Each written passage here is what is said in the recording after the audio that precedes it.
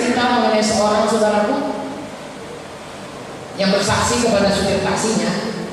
Dia katakan, kau ikut Tuhan lah. Ini orang Afrika kulit hitam. Ikut Tuhan lah. Tuhan itu baik. Tuhan itu kalau kita percaya Dia, doanya kita ke surga. Surga itu rumah kita besar. Biar bukan ada rumahmu di dunia ini, ada rumahmu dibikin Tuhan di surga. Jalannya emas. Sana semuanya orang nggak harus kesini perang-perang kayak kita ini. Semuanya aman, damai, nggak ada yang mantap.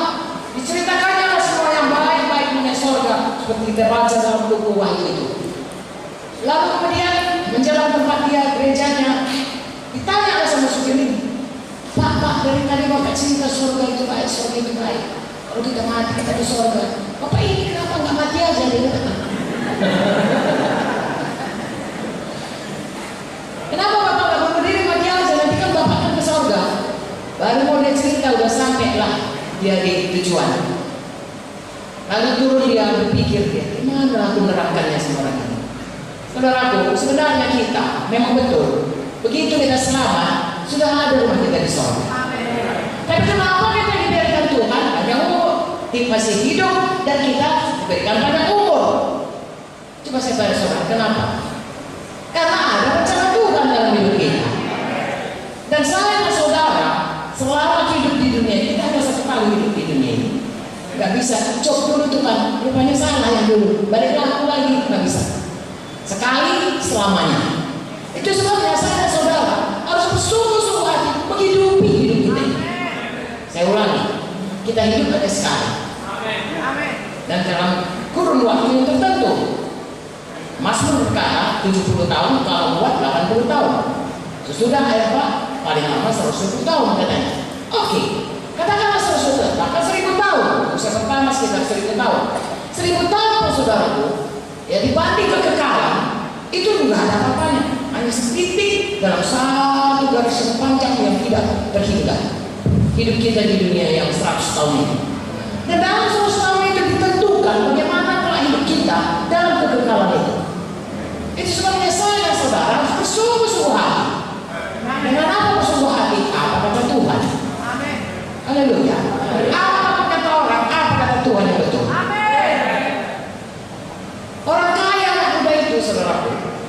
Orang berkata, berkali dia, kaya dia, begitu dia, begini dia. Kau jadilah seperti dia. Orang Tuhan akan berkata begitu pada anaknya. Tapi Tuhan berkata, karena orang kaya pikirannya kaya saja. Maka Tuhan berkata, hai orang bodoh. Kau kaya dalam harta, dan miskin secara rohani. Harta surga. Saudaraku, semua orang bilang orang muda ini baik. Kalau Tuhan berkata dia bodoh, bodohnya ini.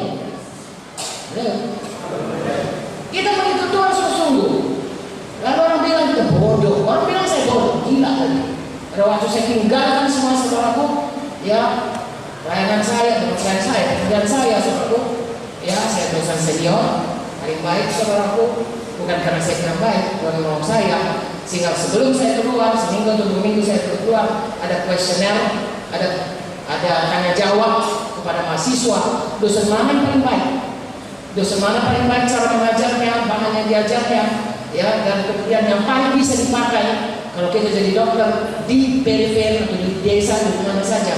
Kalau tahu saya dapat paling baik. Bahkan kepala bagian saya berkata, mengapa? Karena Tuhan mau menyatakan dirinya, bahwasanya menjadi hamba Tuhan bukan karena nggak ada kerja lain. Tuhan memilih yang terbaik untuk jadi hamba Tuhan. Saya tidak menyesal, tapi saudaraku, itu semuanya orang berkata saya bodoh. Semua orang bodoh. Sampai terakhir ini saya bertemu dengan teman-teman saya yang sudah 50-60 tahun. Saya masuk kedokteran tahun 60. Udah 60 tahun kami sama. Mereka ada yang sudah pakai tongkat, ada yang sebagainya. Saya keliling-keliling. Saya tanya, di mana kau? Di Timor Leste, di mana kau? Di Papua. Dia bilang, kau masih kuat ya? Lalu perkataan mereka bersaksi, bahwasanya karena kau melayani Tuhan, itu sebabnya kau masih tetap kuat dan sehat.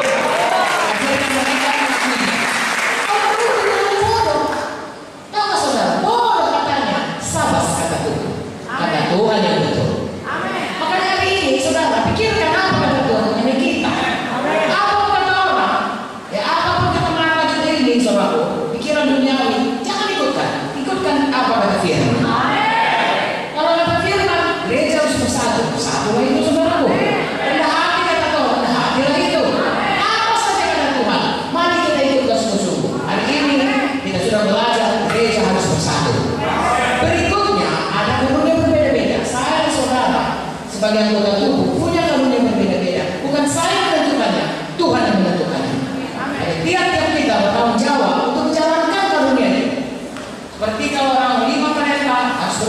cuma 2 talenta berbuat 2. 1 talenta bukan gara-gara 1 dia dipakai Tuhan, karena tidak dijalankannya talentanya. Jadi saya dan saudara harus menemukan apa karunia Tuhan dalam kita dan melayani Tuhan sesuai dengan karunia itu. Haleluya. Dan kita bersehati dengan sesama tubuh Kristus di gereja lokal. Amin. Kita baca, mari kita berdiri lagi sama-sama kita baca. Ayat 11 sampai ayat 16. Dan ialah yang memberikan baik rasul-rasul maupun nabi-nabi, baik pemerintah-pemerintah Injil maupun gembala-gembala dan pengajar-pengajar untuk memperlengkapi orang-orang kudus bagi pekerjaan pelayanan, bagi pembangunan tubuh Kristus, sampai kita semua telah mencapai kesatuan iman dan pengetahuan yang benar tentang anak Allah, kedewasaan penuh yang dapat kembali sesuai dengan kepenuhan Kristus, sehingga kita bukan lagi anak-anak diomong-omongkan berupa pengajaran kami pengajar oleh permainan palsu manusia dalam perincian mereka yang menyesatkan. 15. Tetapi dengan teguh berpegang pada kebenaran di dalam kasih, kita bertumbuh dalam segala hal karena Dia Kristus yang adalah kepala, daripadanya lah seluruh tubuh yang rapi tersusun dan diikat menjadi satu pada pelayanan semua bagiannya sesuai dengan kadar pekerjaan tiap-tiap anggota, menerima pertumbuhannya dan membangun dirinya dalam kasih. Ini sangat padat sekali. Oke, saudara tetap berdiri. Ayat 11. Ia memberikan rasul-rasul, nabi-nabi, pemerintah Injil, gembala-gembala, pengajar-pengajar. Ini pemimpin dalam sidang. Saya dengan cepat saya katakan, ya, kalau rasul-rasul dia punya karunia dari Tuhan untuk membangun sidang, memulai sidang, dan kemudian membangun sidang yang lain. Jadi kalau ada simbolga, ada cabangnya, ada cabangnya, ada cabangnya, itu panggilan rasul. Katakan amin. Ada yang kalau saudara yang punya hal seperti itu, saudara kembangkan, jangan nggak usah kalau aku rasul, nggak gunanya. Yang perlu kerjakan saja. Dan biasanya ada tim. Kalau saudara lihat rasul-rasul ada timnya. Paulus sama Silas, ya, sama Barnabas, dan sebagainya. Saudara bekerja sama sesama orang yang punya panggilan yang sama untuk membangun sidang ini. Amin. Ada lagi nabi-nabi. Nabi-nabi itu zaman perjanjian baru adalah untuk mengarahkan bagaimana sidang ini. Misalnya, kayaknya kita perlu KKR sekarang ini. Nah, dikasih tahu sampai itu gembala. Gembala, saya dapat dalam doa saya, kita perlu KKR ini supaya banyak lah, supaya roh penginjilan, supaya jiwa-jiwa bisa menginjil. Ya banyaklah jiwa baru kita. Misalnya, saya rasa pujian penyembahan kita perlu ditingkatkan. 2 saat kita perlu dia. Saya rasa kita perlu buka. Nampaknya sudah terbuka pintu di kampung ini atau di kota ini. Jangan sekalian menolong bekerja sama dengan rasul. Katakan amin. Lalu saudaraku bisa bertumbuh sedang itu bersama-sama. Haleluya. Tidak perlu saudara berkata, aku nabi. Kau dengar aku, jangan saudara. Tadi kita sudah baca rendah hati.